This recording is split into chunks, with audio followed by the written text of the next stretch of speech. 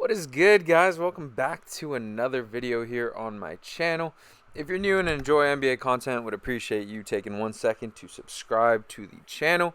And also, if you're on Twitter, go ahead and follow me at HoopsDrive. Post content on there as well. But today's video is going to be the start of a new series in which we break down some summer league tape of some of the youngins in the league. And if you guys know me at all, I am just a complete basketball nerd. If I'm not watching it, I'm playing it.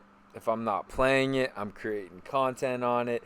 I'm always doing something basketball related in my day. So Summer League is a really, really cool opportunity to get a look at some of the younger talents in the league. And for me, create some content on some of the younger talents in the league. Because, you know, for me, if I'm making a video, I want it to be pretty comprehensive, at least, at bare minimum 10 to 12 minutes.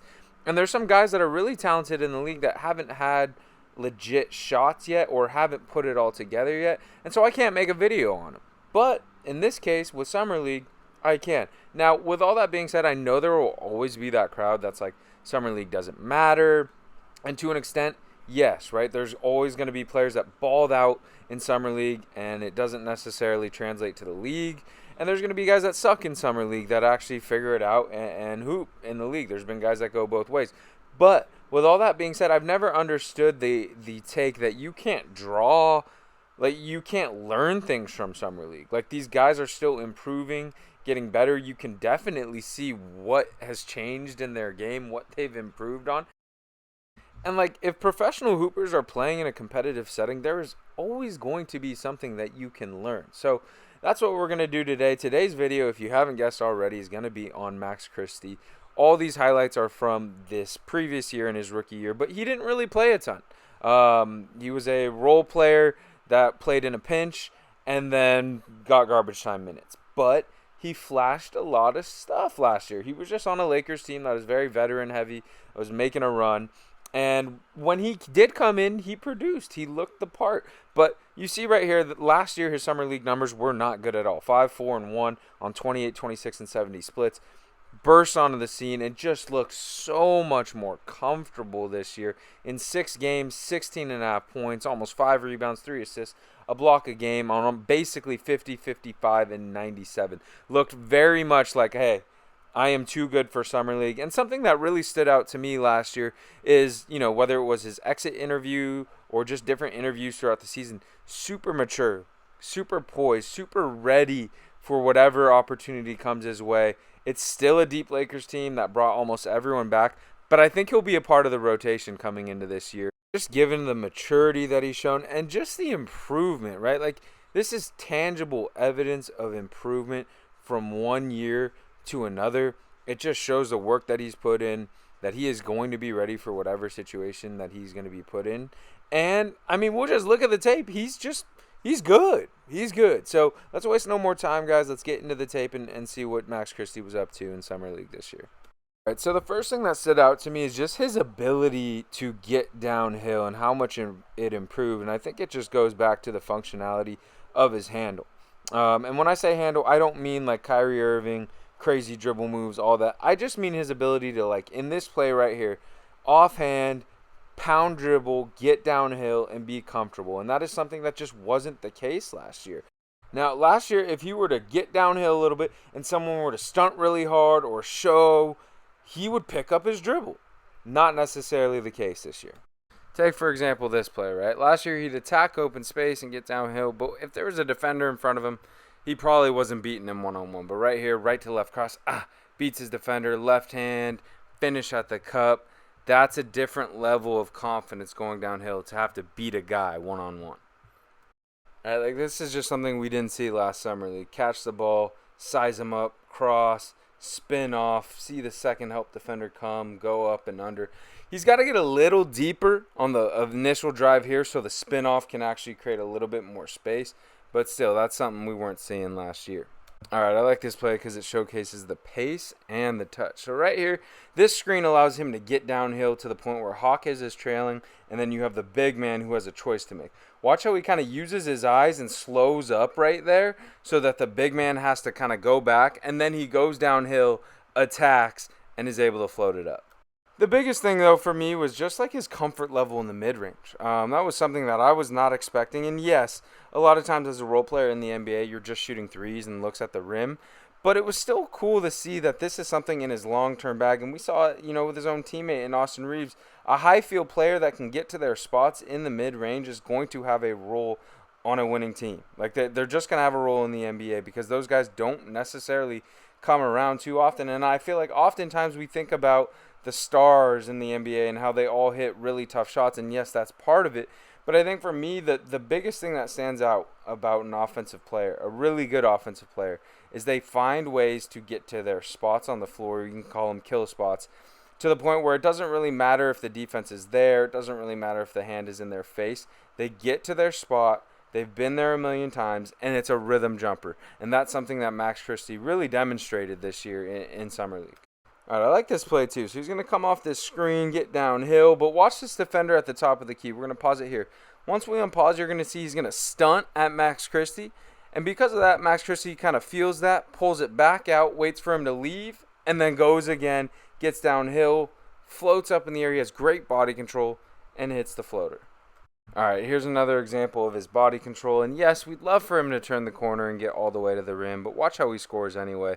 He's going to get downhill here with his left hand, and I want you to notice the exaggerated last step that he's going to take. What that does is cause the defender to commit because he thinks you're going up. At that point, Christie just hangs in the air, lets him fly by, and uses his touch to get a nice bucket.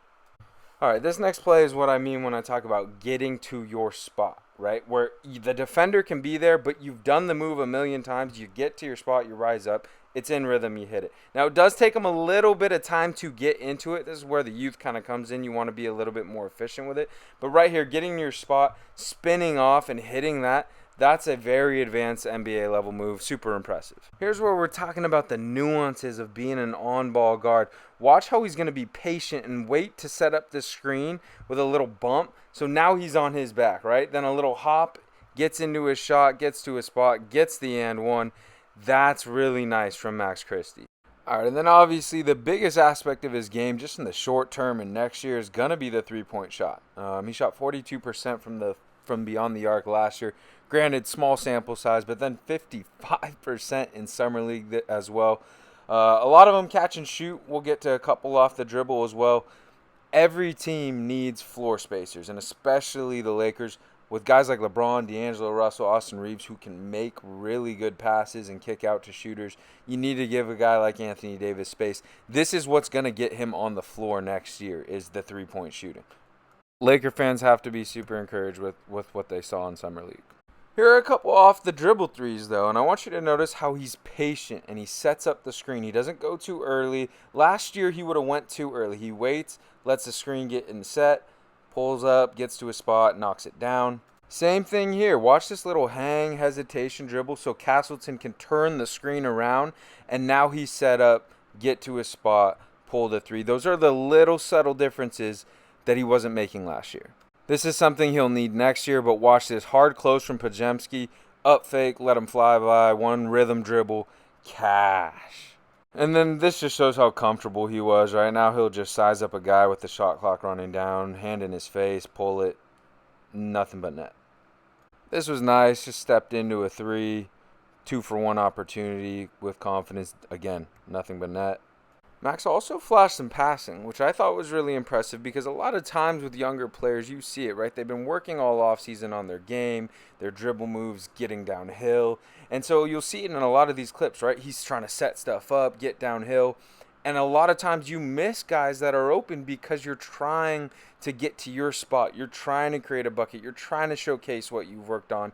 That wasn't necessarily the case for Max. He was getting to the rim, doing good things. But also when there were opportunities created, when there was guys open, shooters open, he found them. And that's really encouraging and something that's going to be really important for him if he wants to play next year.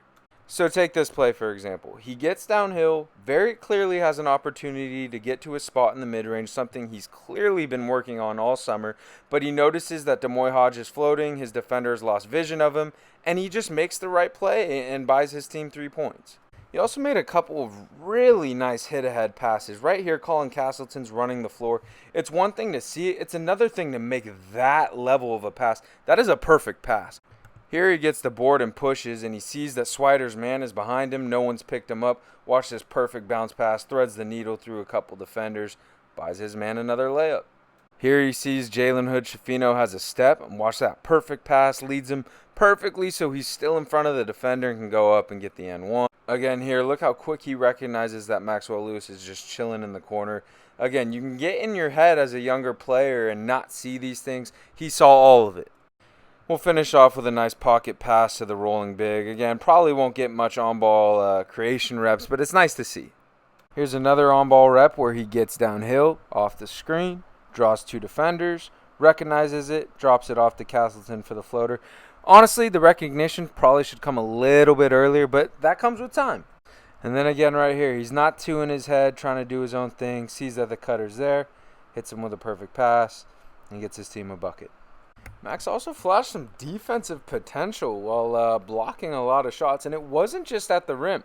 Blocked a lot of jumpers as well, and again, these guys are playing in Summer League. These guys are all hoopers, all have practice getting their jump shot off quick, can see him running at them, and he's still able to go up and contest and block a lot of these shots. He's listed at 6'4", 6'5" in shoes, depending on where you look, but he has a 6'9" wingspan, which really plays on these contests, right? Like, that's Brandon Miller. He hasn't had a guy like that contesting his shot. So that's just another thing to monitor moving forward, right? Like, the more tools that you have, the more things that you can bring to an NBA basketball game and an NBA basketball team, the more opportunities you're going to have to stay on the floor and contribute. So that was something that I really liked as well. But that'll do it, guys. I know it's a shorter video. And again, I'm used to doing guys that, have tons and tons of tape. We can go a little bit more in depth. This is what we got from Max Christie, but it is just so much improvement from last year. Again, I do fully expect him to be in the rotation. I think the maturity is going to play for him very well. He's very locked in on the right things. It's a tough rotation to crack. I think Max Christie has all the tools to do it, and I think he has a lot of upside moving forward. I think the Lakers really found a steal in taking him in the second round. That scouting department has been absolutely locked in. But thank you, guys. I'll see you next video. Again, I'll try to do some more Summer League vids on some of these younger guys, but I also have plenty more NBA videos popping out to get you through the offseason. I love you guys. See you next video.